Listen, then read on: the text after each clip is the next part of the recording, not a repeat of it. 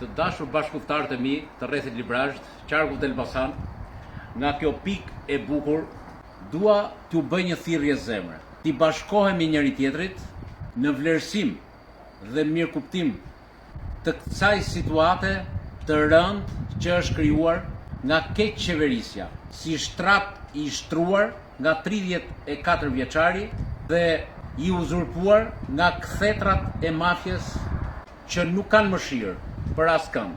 Të bashkohemi të gjithë bashkë si një trup i vetëm dhe ta shporrim këtë shpur nga jeta jonë. T'i themi ndal, sepse shpopullimi ka marrë një trajt të frikshme.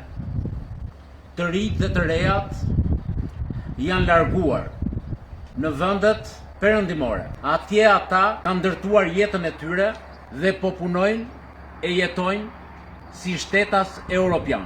Unë shikoj me vëmendje dhe ndjek hap pas hapi të gjitha lëvizjet politike që po bëjnë njerëzit e korruptuar dhe stimulantët e tyre. Këta njerëz që duan të rehabilitojnë problematikat e tyre të krijuara për këto 34 vite, harxojnë miliona dollar në një popull kaq të varfër dhe nuk u dridhet syri fare për atë që kanë bërë, që po bëjnë dhe po lënë trashëgimni.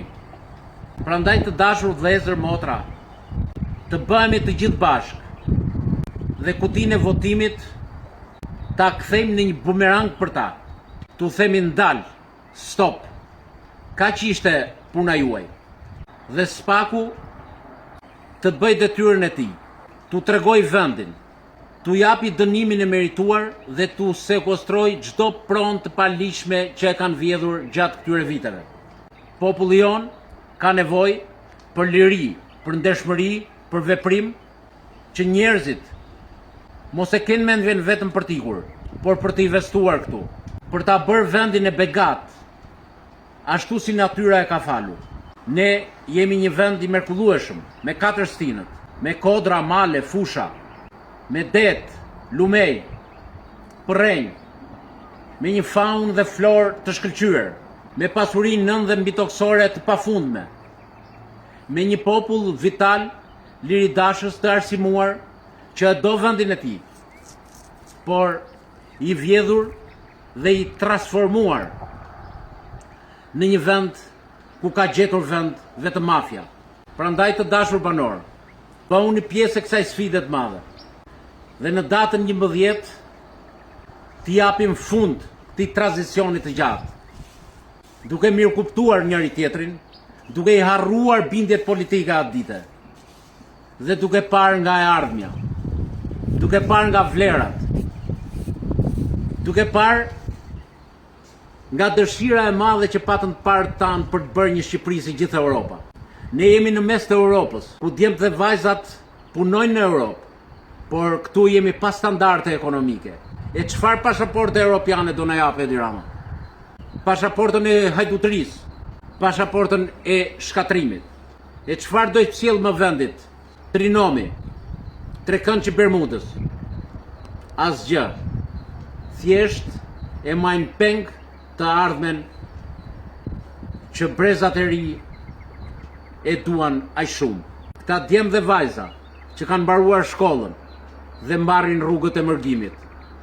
Qarkulloj dhe lëviz në çdo zonë rurale, edhe në qytet. Vendi është shkretuar.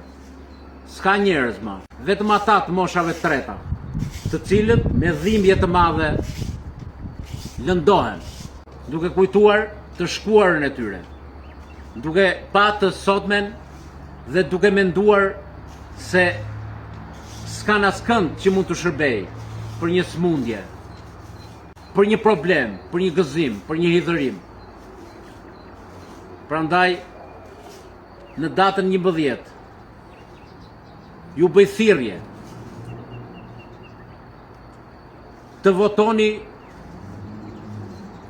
në kolonën 4 emrin Bujar Vreto. Njeriu që bashkëton me ju prej 34 vitesh, njeriu që ka shkelur çdo rrugë, që di çdo hall, çdo problem, që di çdo vresht, që di bujqësinë, blegtorin, që di kanalet vaditse ujin e pishëm, që di kulinarin dhe gastronomin, që ju nje çdo kënd, me fytyrë, me emër, me familje, me farë dhe fis, do t'jetë një zë i fuqishëm në krahun tuaj. Do t'jetë njeriu i guximit, i vlerave, njeriu i kërkesës, për hallet individuale, për hallet komunitare dhe për gjithë infrastrukturën. Prandaj edhe njëherë, me votën tuaj, do mundësoni qënjen time në parlament dhe do t'jem mëngjes, drek, dark me ju. Ashtu si që jam sot, do t'jem nesër, do t'jem pas nesër. Edhe njëherë, ju kërkoj mbështetje, sepse mbështetja juaj është forcë,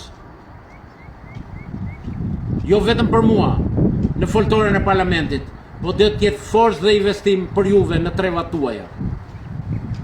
Besimi juaj ndaj meje është vlera e investimit për ju. Prandaj, zonja dhe zotëri, vota juaj për mua do t'jetë vot për vlerat që Librazhdi ka kohë i pret, i ka ndërruar, por nuk po i gjen. Zoti ju bekov dhe ju dhuroft më të mirat. Nga unë, Bujar Vreto.